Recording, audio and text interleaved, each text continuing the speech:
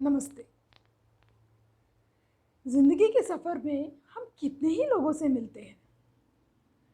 कुछ लोग हमारे साथ एक लंबा रास्ता तय करते हैं और कुछ भले ही हमारे साथ कम समय के लिए रहते हैं लेकिन एक छाप छोड़कर जाते हैं अपना। और कुछ लोग हमसे मिलते हैं, हमारे सोचने का ढंग बदलते हैं, हमारे ज़िंदगी को एक नया रूप देते हैं और फिर भीड़ में कहीं गुम हो जाते हैं। मेरे साथ भी यही हुआ। उस दिन मेरे स्कूल का पहला दिन था। मम्मी पापा मुझे स्कूल छोड़ने आए। मम्मी मेरा हाथ पकड़कर स्कूल के गेट तक लेके गई। फिर मेरा हाथ मारिया के हाथ में देकर कहा, Maria please take care of her. Maria मेरी फ्रेंड थी, हमारे ही हाउसिंग सोसाइटी में रहती थी। मारिया बहुत प्यारी थी, गोरी सी, सुंदर सी, चब्बी चब्बी सी, और ना सबसे बहुत अच्छे से बात कर सकती। उसे पहचान है नहीं है से कोई मतलब नहीं, वो बहुत अच्छे से बात करती थी। इसीलिए मम्मी भी उसे पसंद करती थी। मम्मी मुझसे कहती कि तुम मारिया के साथ खेला करो। एक दिन मम्मी पापा से कह रही थी कि रिया अगर मारिया के साथ ज़्यादा समय बिताएगी तो वो भी मारिया जैसे स्मार्ट हो जाएगी। मैं बहुत कोशिश करती हूँ मारिया जैसे बनने की, लेकिन पता नहीं मैं क्यों घबरा जाती हूँ। मैं बन ही नहीं पाती मारिया जैसे। मारिया ने मेरा हाथ पकड़कर स्कूल के अंदर लेके गई। बड़ा सा स्कूल था, बहुत सारे बच्चे खेल रहे थे। प्ले एरिया में इतने सारे स्विंग्स थे। मारिया ने कहा, चलो रिया अपन स्विंग्स पे चलते हैं। कहते हुए वो भाग के स्विंग्स की तरफ चली गई। मैं तो पहली बार मम्मी पापा को छोड़कर अकेले कहीं आई हूँ। मुझे बहुत घबराहट हो रही थी। मैंने पलट के पीछे देखा तो मम्मी पापा जा चुके थे। मैं घबरा गई, मैं रुआसी हो गई। मुझे रोना ही आने लगा। मैं रोने लगी। इतने में किसी ने आकर मेरे पास ये कहा, hi Riya, you are so beautiful, you will be much more beautiful if you smile just like your the way you look in your card. उन्होंने मेरी आइडेंटिटी कार्ड को दिखाते हुए कहा। मैं तो उन्हें जानती भी नहीं थी। मैं और घबरा गई। उन्होंने मुझे एक टॉफ़ी दिया, मैंने नहीं लिया। मुझे मम्मी के पास जाना था। फिर उन्होंने मुझे गले लगाया, कम विथ मी कहते हुए मुझे अंदर ले जाने लगी। इतने में मारिया भी आ गई। मारिया ने गुड मॉर्निंग मैम कहा। वो हमारी क्लास टीचर थी। मैम हमें क्लास के अंदर लेके गई और हमें फर्स्ट बेंच पे बिठा दिया। मैम सारे बच्चों के साथ बहुत प्यार से बात कर रही थी। कोई रोता तो उन्हें गोद में ले लेती, कभी वो कलरिंग करके दिखाती तो कभी वो गाना गाने लगती, कभी वो मज़ेदार स्टोरी सुनाती तो कभी ड्राइंग करती, कभी हमें खाना भी खिलाने लगती और फिर कभी वो खुद इंजन बनकर हमें ट्रेन बनाकर दौड़ाने लगती। कितनी अच्छी थी वो। और मारिया भी उनके साथ बहुत अच्छे से बात करने लगी। मैं तो घबरा रही थी उनसे बात करने में। है तो वो बहुत अच्छी, और यही वजह थी कि अब मैं रोज़ स्कूल जाने के लिए रोती नहीं थी। कुछ दिन बाद मैम ने हमें नोटबुक्स दिए और लिखने को कहा। मारिया फटाफट नोटबुक में लिखने लगी जो भी मैम ने लिखने को कहा। मैं मारिया की कॉपी की तरफ देखकर उसके जैसे लिखने की कोशिश करने लगी, लेकिन मुझसे पेंसिल ही पकड़ा नहीं जा रहा था। मैं घबरा गई और मुझे रोना आने लगा फिर से। मुझे लगा मैम मुझे डांटेगी। मैं ज़ोर से रोने लगी। मैम मेरी तरफ आई और नोटबुक बंद कर दिया और कहा, Riya you don't want to write right now, no problem, come let us do some drawing. कहते हुए उन्होंने मुझे ड्राइंग की नोटबुक दे दी। उस दिन मारिया की कॉपी मैम ने चेक किया और उसमें 4 स्टार्स दिए। दूसरे दिन मैंने लास्ट बेंच पे अपना बैग रखकर बैठ गई। मेरे को लगा लास्ट बेंच में बैठने से मैम का ध्यान मुझ पर जाएगा ही नहीं और मैम ने सबको नोटबुक्स दिया और मेरा नोटबुक लेकर मेरे साथ वाले सीट पर ही बैठ गई और फिर मुझे लिखना सिखाने लगी। वो मुझे बताती गई और मैं लिखने लगी। मैं अभी भी मारिया जैसे नहीं लिख रही थी, लेकिन मैम ने मेरा कॉपी चेक करके मुझे एक स्माइली दिया। मैंने सोचा मारिया कितना अच्छा लिखती है और मैं बिल्कुल गंदा लिखी हूँ, तभी भी मैम मुझे स्माइली दी है, कितनी अच्छी है। मैम ने कहा आई एम रियली हैप्पी। और फिर एक दिन तो उन्होंने मुझे 3 स्टार्स दिए। मैं उनकी तरफ देखते रह गई।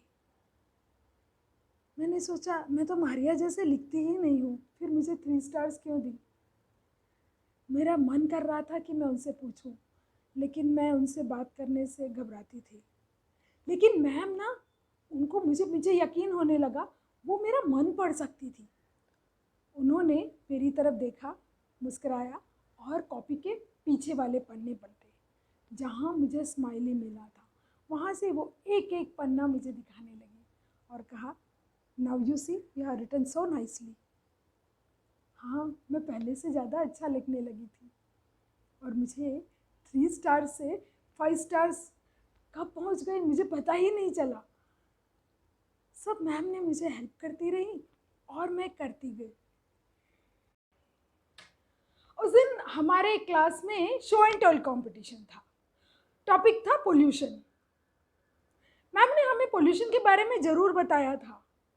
वो पॉलीथीन्स यूज़ नहीं करना चाहिए, पॉलीथीन से पोल्यूशन बढ़ता है, हमने पॉलीथीन बिल्कुल यूज़ बंद करना चाहिए, ऐसा कुछ बताया था। मुझे समझ में आया। मारिया घर से पूरी तैयारी करके आई थी। उसने चार्ट पकड़कर बहुत अच्छे से पोल्यूशन के बारे में बताया। मारिया ही क्यों, और भी बहुत सारे बच्चे थे जो अच्छे अच्छे चार्ट्स लेके आए और उन्होंने बताया। पता नहीं उस दिन मुझे क्या हुआ, मैंने टिफ़िन बॉक्स पे लगा हुआ पॉलीथीन निकाला और जाके सामने खड़े हो गई। मैम ने मुझे देखा और कहा I think Riya has got something very good to tell us about pollution. और फिर मैं अपने टूटे फूटे वाक्यों में पोल्यूशन के बारे में जो मुझे आता था वो मैंने बता दिया। मैम ने मेरे लिए क्लैप किया और फिर पूरे क्लास ने भी क्लैप किया।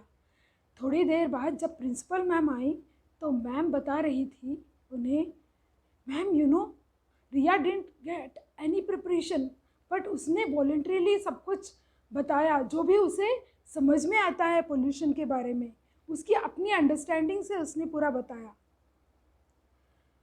उस दिन मारिया को फर्स्ट प्राइज़ मिला और मुझे बेस्ट वॉलंटरी पार्टिसिपेशन का प्राइज़ मिला। मैम सबके बारे में कैसे सोच पाती है। कुछ दिनों के बाद हमारे स्कूल में रेसिटेशन कंपटीशन होने वाला था। ये रेसिटेशन कंपटीशन स्कूल के मेन स्टेज पर सारे बच्चे जाके सुनाने वाले थे। मतलब सारा स्कूल देखने वाला था, सारे बच्चे, सारे टीचर्स। पता नहीं मुझे क्या हुआ, मैंने मम्मी से कहा कि मुझे भी एक अच्छा पोएम सिखा दो और मम्मी ने मुझे बहुत अच्छा एक पोएम सिखाया। मैंने अच्छे से याद कर लिया। मैम हम लोग को कंपटीशन के पहले वाले दिन प्रैक्टिस कराती थी। तो अभी कंपटीशन में 4-5 दिन थे और मैम ने सारे बच्चे जो भी पार्टिसिपेट कर रहे थे सबको एक एक को बुलाकर पोएम सुन रही थी। जब मेरी बारी आई मैं सब कुछ भूल गई, सबके सामने खड़ी हुई और मुझे पोएम याद ही नहीं आ रहा था। पता नहीं क्यों ऐसा हुआ, मुझे समझ में नहीं आया। लंच टाइम में जब सारे बच्चे खेलने गए तब मैम ने मुझे बुलाया और कहा रिया एक और बार ट्राई करें। कहते उन्हें मेरा हाथ पकड़ा और फिर पता नहीं क्या हुआ, मैंने सारा पोएम सुना दिया। मैम ने वेरी गुड कहा।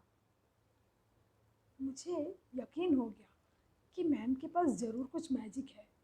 जैसे ही उन्होंने मेरा हाथ पकड़ा मैंने सारा पोएम बता दिया। फिर मैंने बहुत हिम्मत करके मैम से पूछा, मैम आपके पास जादू है, मैम ने कहा हाँ मेरे पास जादू है। फिर दूसरे दिन लंच टाइम में उन्होंने मेरे को फिर से बुलाया और कहा आज तुम दूर खड़े होकर पोएम सुनाओगे। मैंने कहा हाँ, आप मेरा हाथ नहीं पकड़ोगे तो मैं कैसे पोएम सुनाऊंगी। मैम ने कहा अब मेरे आँखों से जादू आएगा तुम्हारे पास, मैं आपको देखते रहूंगी और आप पूरे अच्छे से बोलने लगोगे। सच मैम के आँखों में जादू था, मैंने सारा पोएम बोल दिया। अब वो फाइनल डे भी आ गया, कंपटीशन वाला दिन। मुझे पता था मैम के जादू से मैं ज़रूर अच्छे से बोलूँगी, लेकिन फिर मैम ने मुझे बुलाकर कहा Riya I won't be there during the competition. और फिर उन्होंने अपने दोनों हाथ मेरे सर पे रखा और कहा but I am giving my magic to you, now my magic is inside you, now you can do anything. सच में मैम ने मुझे जादू दे दिया। मैं इतनी सारे लोगों के सामने बहुत अच्छे से पोएम सुनाई, मुझे सेकंड प्राइज मिला। उस दिन के बाद तो मैं मैम से इतनी बातें करती, वो मेरी फेवरेट हो गई। मैं उनको हर बात बताती, कितनी बातें पूछती और उनके साथ मैं ज़्यादा से ज़्यादा टाइम बिताती। वेडनेसडेज को हमारे क्लास का डांस पीरियड होता था। मैं उस दिन नहीं गई, मुझे मारिया जैसे डांस करना ही नहीं आता। ट्राई करती हूँ लेकिन तभी भी नहीं होता। और फिर मैम मुझे डांटती भी है, डांस वाली मैम। तो मैं उस दिन डांस क्लास गई नहीं और अपने ही क्लासरूम में बैठी रही। हमारी मैम ने मुझे देखा और कहा अरे रिया व्हाट हैपेंड, आपको डांस क्लास जाना था। Ma'am I don't want to go. Why? Ma'am मुझे डांस नहीं आता है, मेरे को नहीं जाना, मुझे नहीं करना डांस। मैम ने पूछा आपको डांस आता नहीं है इसलिए नहीं जाना है या आपको डांस अच्छा नहीं लगता है? मैम मुझे डांस बहुत अच्छा लगता है लेकिन मैं मारिया जैसे डांस ही नहीं कर पाती। और फिर मैम मुझे डांटती भी है, मुझे नहीं जाना। मैम ने कहा ओके डू वन थिंग, आप अभी क्लास जाओ और मैम को ध्यान से देखो, उनके हेड के मूवमेंट्स, हैंड्स के मूवमेंट, बॉडी के मूवमेंट, लेग के मूवमेंट, सबको बहुत ध्यान से देखो और फिर प्रैक्टिस करो। क्लास में ही नहीं, घर जाके भी थोड़ा प्रैक्टिस करो। और ये सब कुछ आपको 10 डेज़ के लिए करना है। और 10 डेज़ में भी आपको डांस नहीं आया तो आप डांस क्लास नहीं जाने की ज़रूरत ही नहीं है, आप छोड़ सकती हो। मैम के पास ज़रूर कोई मैजिक है, तभी वो मुझे ऐसा बता रही हैं। मैं डांस क्लास चली गई। मैं बहुत ध्यान से मैम को देखने लगी, वो कैसे डांस कर रही हैं। मैंने प्रैक्टिस किया, क्लास में प्रैक्टिस किया, घर जाके भी प्रैक्टिस किया। एंड यू नो मैं 5 डेज़ में ही डांस सीखने लगी, अच्छा करने लगी। सच मैम के पास कितने मैजिक है। अब तो मैं असली मैजिक मैम से ले लूँगी। उस दिन मैं मैम के पास गई और कहा मैम मुझे ना मारिया जैसे बनना है। वाई? मारिया जैसे क्यों बनना है?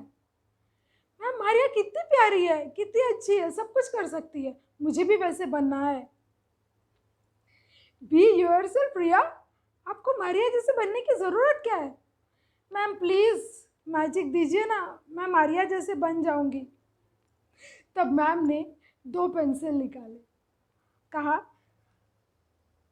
रिया this is silver pencil and this is red pencil, can this red pencil be like this silver pencil? मैंने कहा यस मैम, इस पे हम सिल्वर कलर लगा देंगे ना तो ये सिल्वर पेंसिल बन जाएगा।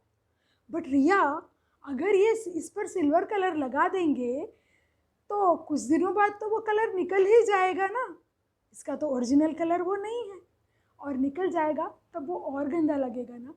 इसके बदले में हम इस पेंसिल को अच्छे से चमका के और शार्पन करते हैं, तब ये पेंसिल भी अच्छा हो जाएगा ना। मैम की बात मुझे कुछ समझ में नहीं आई, लेकिन हाँ वो बातें पता नहीं मेरे दिमाग में ही बस गए। फिर वो बात मैं धीरे धीरे भूल गई। पूरा एक सेशन कंप्लीट हो गया, कब मैम खेल खेल में ABCD 1 2 3 सिखा दी और पता नहीं कितना कुछ सिखा दी। उस दिन फाइनल रिपोर्ट डे था। मैं मम्मी पापा के साथ रिपोर्ट कार्ड लेने आई थी। मेरा रिपोर्ट बहुत अच्छा था। मम्मी पापा बहुत खुश थे। मम्मी पापा मैम को थैंक यू बोलते हुए निकलने लगे। मैंने भी मैम को थैंक यू बोला। तब मैम ने मुझे एक छोटा सा गिफ्ट पैक दिया। मैंने गिफ्ट लेके बाय मैम बोलते हुए चली गई। मुझे ज़रा भी अंदेशा ही नहीं था कि मैं मैम से फिर से मिलने ही वाली नहीं हूँ। समझ ही नहीं थी उतनी। मम्मी पापा के साथ मैं कार में बैठ गई। मम्मी पापा से कह रही थी, देखा मैंने कहा था ना रिया मारिया के साथ रहेगी तो अच्छी हो जाएगी। देखा कितना फ़र्क आ गया है रिया में। मैं मैम का गिफ्ट खोल के देखने लगी। उसमें मैम ने एक रेड पेंसिल और एक सिल्वर पेंसिल रखा हुआ था। पापा का ट्रांसफ़र हो गया। हम कलकत्ते जा रहे थे। और जैसे जैसे मैं बड़ी होती गई मेरे को वो रेड पेंसिल और सिल्वर पेंसिल वाली बात अच्छे से समझ में आने लगी। मैं रिया बनने लगी। अपने आप को और शाइन करती गई, शार्प करती गई। चाइल्ड साइकोलॉजी मेरा फेवरेट सब्जेक्ट था और उसमें मैंने PhD किया और 3 सालों से मैं एक फाउंडेशन स्कूल में टीचर हूँ। मेरे फ्रेंड्स कहते इतनी बड़ी पढ़ाई कर कर इतना छोटा सा जॉब। फाउंडेशन स्कूल के टीचर्स को ना कोई रिकग्निशन नहीं होता। उनके काम को बहुत छोटा माना जाता है। जब बेस्ट टीचर्स के अवार्ड्स को होते हैं ना उसमें फाउंडेशन टीचर्स की गिनती ही नहीं होती है। और हमारे स्टूडेंट्स 25 साल बाद लौट कर हमसे मिलने, रियूनियन मनाने, हमें फेलिसिटेट करने नहीं आते हैं। जब स्टूडेंट्स कुछ बड़ा अचीवमेंट कर लेते हैं तो उनके हाई स्कूल के बारे में बातें होती हैं। वो तो उस स्कूल से पास किया हुआ है, वो स्कूल ही इतना अच्छा है। कभी सुना है आपने कि उसका फाउंडेशन स्कूल बहुत अच्छा था? फाउंडेशन स्कूल की तो याद ही नहीं रहती किसी को। ठीक उसी तरह जैसे बुर्ज खलीफा देखेंगे, वर्ल्ड्स टॉलेस्ट बिल्डिंग, कितना सुंदर बिल्डिंग है, क्या दिखता है, क्या आर्किटेक्चर है, कितना सुंदर फिनिश है, क्या इंटीरियर्स तो देखने लायक है। बट कभी किसी ने फाउंडेशन की तरफ झांक के देखने की कोशिश की कि इतने बड़े बिल्डिंग को संभालने के लिए कितना तगड़ा फाउंडेशन लगा होगा? खैर, हर काम रिकग्निशन के लिए थोड़ा ही होता है। सेटिस्फैक्शन भी एक चीज़ होती है। मुझे रिया को रिया बनाने में सेटिस्फैक्शन मिलता है। सिल्वर पेंसिल और रेड पेंसिल से किसी की सोच बदलने में सेटिस्फैक्शन मिलता है। किसी के अंदर मैजिक डालकर उसका सेल्फ कॉन्फिडेंस बनाने में एक बहुत बड़ा सेटिस्फैक्शन मिलता है। और रोज़ स्माइलीज और स्टार्स देकर उन चेहरों पे स्माइल्स और आँखों में ट्विंकल देखने में जो सेटिस्फैक्शन मिलता है वो कुछ अलग ही होता है। वो फाउंडेशन होता है इन बच्चों का और मैं फाउंडेशन डालती हूँ। क्या आप ऐसे किसी टीचर को जानते हैं जो सिमिलर ऐसा काम कर रही है? क्या ये कहानी आपको उनकी कहानी लगी या आपकी अपनी लगी? लगी ना तो लाइक कीजिए। अभी तो मैं आपकी कहानियाँ लेके आती ही रहूँगी। अरे भाई सब्सक्राइब तो कीजिए। सब्सक्राइब नहीं करेंगे तो बहुत कुछ मिस कर जाएंगे। और शेयर कीजिए हर एक स्कूल में। और let us today recognise the छोटा वाला काम ऑफ फाउंडेशन टीचर्स। नमस्ते।